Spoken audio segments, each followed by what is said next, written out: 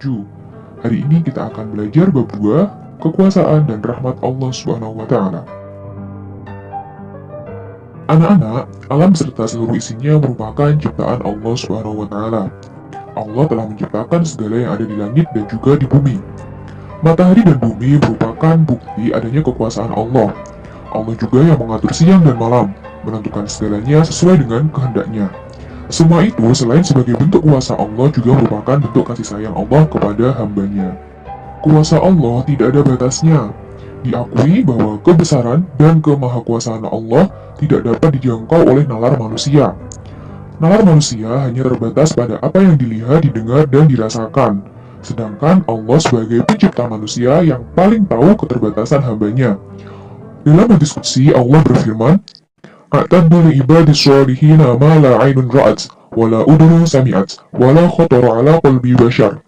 Artinya, aku sediakan bagi hamba-hambaku yang soleh segala sesuatu yang tidak pernah dilihat oleh mata, tidak pernah didengar oleh telinga, dan tidak pernah terbetik dalam hati manusia. Hadis riwayat Bukhari nomor 3244 dan Muslim nomor 2824. Hal ini menjelaskan bahwa Allah SWT mengetahui manusia dengan nalarnya yang tidak mampu menjangkau apa yang ada di sisi Allah, apalagi lebih jauh yang berkaitan dengan zat Allah. Hal ini disebabkan pengetahuan dan pemahaman manusia terbatas pada apa yang dapat dilihat, didengar, dan dirasakan oleh panca indera. Kekuasaan Allah sangat tidak terbatas, batasannya adalah kehendak Allah sendiri. Selanjutnya kita akan membahas tentang rahmat Allah. Kata rahmat menurut Kamus Besar Bahasa Indonesia berarti belas kasih Allah. Kata rahmat memiliki makna yang sangat luas. Setiap karunia Allah di alam ini berupa materi ataupun non-materi disebut sebagai rahmat.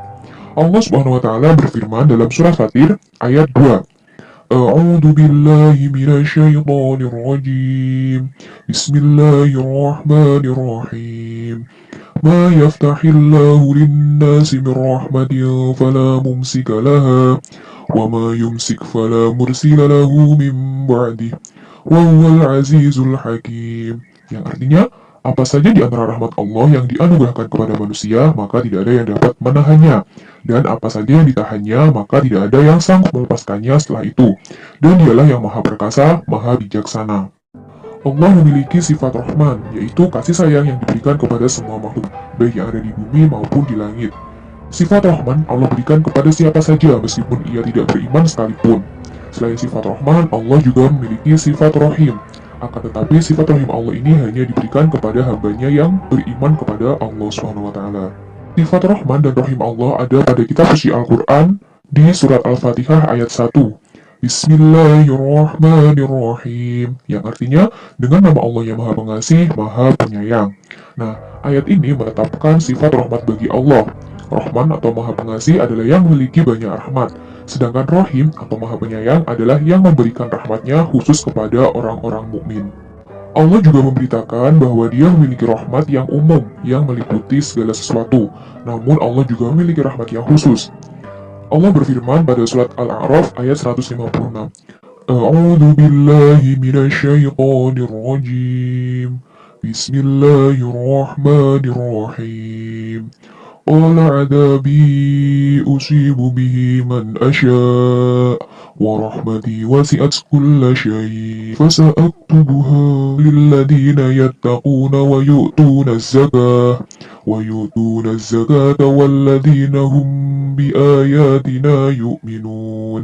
Yang artinya, Allah berfirman, siksaku akan aku timpakan kepada siapa yang aku kehendaki, dan rahmatku meliputi segala sesuatu. Maka akan aku tetapkan rahmatku bagi orang-orang yang bertakwa, yang menunaikan zakat, dan orang-orang yang beriman kepada ayat-ayat kami. Kekuasaan dan rahmat Allah Subhanahu wa Ta'ala telah banyak dijelaskan dalam Al-Quran. Di kelas 8 ini, kita akan mengetahui atau mempelajari kandungan dari surat Asy-Syams ayat 1-10 dan surat Ali Imran ayat 190 tentang kekuasaan dan rahmat Allah Subhanahu wa Ta'ala. Yang pertama, kita akan mempelajari kandungan dari surat Asy-Syams ayat 1-10. Sebelumnya kita baca dulu bersama-sama ya. A'udzu billahi minasyaitonir rajim. Bismillahirrahmanirrahim. Wasyamsi wadduhaha wal qamari idza talaha wan nahari idza jallaha wal laili idza yaghshaha was samaa'i wa ma banaha والأرض وما طحاها ونفس وما سواها فألهمها فجورها وتقواها قد أفلح من زكاها وقد خاب من دساها. Yang artinya, dengan nama Allah yang Maha Pengasih, Maha Penyayang. 1. Demi matahari dan sinarnya pada pagi hari. 2. Demi bulan apabila mengiringinya. 3. Demi siang apabila menampakkannya. 4. Demi malam apabila menutupinya atau gelap gulita. 5. Demi langit serta pembinaannya yang menakjubkan. 6. Demi bumi serta penghamparannya. 7. Demi jiwa serta penyempurnaan ciptaannya. 8. Maka dia mengilhamkan padanya jalan kejahatan dan ketakwaannya. 9. Sungguh beruntung orang yang menyucikannya jiwa itu. 10. Dan sungguh rugi orang yang mengotorinya. Isi dan kandungan dari surat Asy-Syams ayat 1-10 diantaranya adalah ayat 1-8 menunjukkan sumpah Allah dan menunjukkan sebagian dari betapa luar biasa ciptaannya. Matahari, bulan, siang, malam, langit, bumi, dan jiwa manusia. Semuanya berjalan teratur dalam hukum yang telah ditentukan oleh Allah atau sunatullah sebagai sumber kehidupan. Selanjutnya, pada ayat 9 ini menunjukkan siapa saja yang berusaha untuk menyucikan, memperbaiki, dan mengisi jiwa dengan memperbanyak amalan, ketaatan, dan kebaikan, serta menjauhi segala keburukan, maka pasti dia akan beruntung. Kemudian ayat 10 ini menunjukkan balasan bagi orang-orang yang menutupi jiwa dengan melakukan dosa, sehingga dengan hal itu jiwanya akan mendapatkan kesengsaraan dan juga kerugian di akhirat. Berikutnya adalah surat Ali Imran ayat 190. Kita baca bersama ya. A'udzu billahi minasyaitonir rajim. Bismillahirrahmanirrahim. Inna fi khalqis samawati wal ardi wa ikhtilafil laili wan nahar la ayatin li ulil albab. Yang artinya, sesungguhnya dalam penciptaan langit dan bumi dan pergantian malam dan siang terdapat tanda-tanda kebesaran Allah bagi orang yang berakal. Kandungan ayat ini adalah penciptaan langit dan bumi serta pergantian malam dan siang merupakan tanda dari kekuasaan Allah Subhanahu wa taala.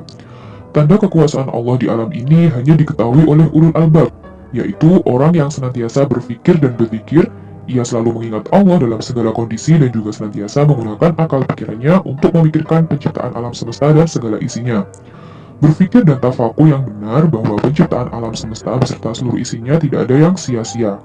Berpikir dan bertafakur yang benar akan melahirkan kedekatannya kepada Allah Subhanahu wa taala dan senantiasa mendekatkan diri seraya berdoa kepada Allah. Kandungan surat Asy-Syams dan surat Ali Imran tentang kekuasaan dan rahmat Allah ini saling berkaitan. Dalam surat Asy-Syams, Allah menuliskan firman diawali dengan demi matahari, demi bulan, demi siang, dan demi malam yang dapat diartikan mengandung makna sumpah. Bagi hamba yang mau menyucikan jiwa, maka baginya jalan keberuntungan, yaitu melalui jalan takwa. Kemudian surat Ali Imran ayat 190 ini menjelaskan tanda-tanda kekuasaan Allah ditunjukkan dengan adanya siang dan malam. Hamba yang mau menggunakan akal pikirannya, membaca tanda-tanda alam sebagai anugerah dan mengagumi kekuasaan Allah SWT. Dalam surat Asy-Syams, Allah juga memberikan jalan penyucian jiwa melalui takwa, dan Allah menjanjikan keberuntungan. Menyucikan jiwa dengan mentadaburi dan memikirkan kekuasaan Allah SWT sebagai manifestasi penggunaan akal. Selain ayat-ayat dalam Al-Quran, ada juga hadis Nabi tentang rahmat Allah. Rasulullah SAW bersabda, An Abi Hurairah an Nabi SAW qala, Inna Allah lamma qadal khalqa kataba indahu fawqa arshihi inna rahmati sabaqat ghadabi. Dari Abu Hurairah, Rasulullah SAW bersabda, tatkala Allah menciptakan makhluknya, dia menuliskan dalam kitabnya, yang kitab itu terletak di sisinya di atas arsy. Sesungguhnya rahmatku lebih dekat mengalahkan kemurkaanku. Hadis riwayat Bukhari. Anak-anak, Allah SWT begitu menyayangi hambanya sehingga pemurkaannya ditahan. Dengan cara beriman kepada Allah, maka rahmat yang Allah janjikan akan diberikan. Jalan memperoleh rahmat Allah adalah dengan mendekatkan diri kepadanya dan senantiasa berusaha menjauhi perbuatan yang menghalangi jarak antara hamba dengan Allah SWT. Berikut ini adalah sebab-sebab turunnya rahmat kepada hambanya. Yang pertama, bertakwa kepada Allah SWT. Kedua, bertobat kepada Allah dari segala salah dan dosa. Ketiga, melakukan amar ma'ruf nahi mungkar. Yang keempat, melakukan perbuatan saling menasihati dan tolong-menolong dalam kebaikan. Yang kelima, mengasihi fakir miskin, menyenangkan dan berbuat baik kepada mereka. Yang keenam, saling berwasiat kebenaran dan bersabar atasnya. Nah, Allah ini membukakan jalan melalui pintu rahmat bagi segenap hambanya yang mau bertobat atas segala salah yang telah dilakukan, memohon ampun dan berdoa dengan sungguh-sungguh, serta beribadah kepada Allah. Anugerah dan kebaikan Allah akan dihabarkan kepada hambanya yang memang benar-benar memohon rahmatnya. Untuk itu, maka Allah memberikan rahmat dan menahan murkanya. Segala yang terjadi dan diterima oleh manusia merupakan rahmat dari Allah Subhanahu wa Ta'ala. Rahmat Allah ini dekat kepada orang yang menempuh jalan ketakwaan. Fenomena sosial dan fenomena alam terjadi bukan tanpa sebab, bukan tidak ada hubungannya dengan kekuasaan dan rahmat Allah. Fenomena sosial dan fenomena alam ini terjadi karena sebab amal dan perbuatan manusia itu sendiri. Fenomena sosial dan fenomena alam juga dapat menjadi peringatan agar manusia lebih mendekatkan diri kepada Allah dan gemar melakukan perbuatan kebaikan. Ada banyak fenomena sosial di antara kita, contohnya kriminalitas, kepadatan penduduk, perkelahian, LGBT, unjuk rasa, kenakalan remaja, dan masih banyak lagi. Ada juga fenomena alam yang lain, di antaranya adalah bencana alam, kebakaran hutan, pencemaran, tanah longsor, banjir, gunung meletus, dan yang lain sebagainya. Fenomena alam sebagai wujud kuasa Allah, contohnya diantaranya adalah Gunung Pelangi yang ada di Tiongkok dan juga Nusa Tenggara Timur, seperti lukisan yang ada di atas kanvas. Selain itu, ada juga pertemuan dua air laut yang tidak pernah menyatu di Selat Gibraltar dan terbentuknya hujan yang sudah dijelaskan dalam Al-Quran. Nah, anak-anak, semoga apa yang kita pelajari hari ini bisa meningkatkan ketakwaan kita kepada Allah, menambah semangat kita dalam beristiqomah di jalan kebaikan, sehingga kita termasuk golongan orang-orang yang mendapatkan Rahman dan Rahim dari Allah Subhanahu wa Ta'ala. Sekian untuk pembelajaran kita hari ini, semoga apa yang kita pelajari bermanfaat.